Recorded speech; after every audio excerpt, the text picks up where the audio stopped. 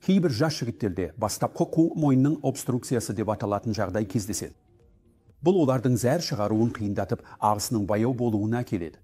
Мұндай ер адамдардың көбісі альфа-блокатор деп аталатын дәрілерге жақсы жауап береді. Бірақ дәрі көмектеспеген жағдайда жаңа процедура бар. Ол олардың мәселесін шешіп, эякуляция механизміне зиян келтірмей, пайдасын тигізе алады.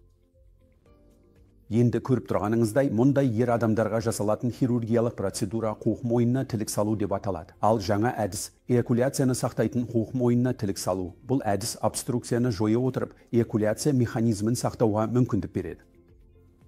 Бұл процедура ұзақ мерзімді нәтижелер береді. Оны орындау оңай.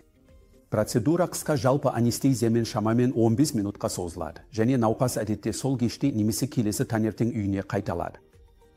Бұл процедура кейбір жас жігіттерге немесе тіпті жасөспірім ұлдарға да үлкен өзгеріс әкелуі мүмкін. Өйткені олар соңғы емін алғанға дейін бірнеше ай немесе жыл бойы зәр шығару қиындығынан зардап шеккен болуы мүмкін.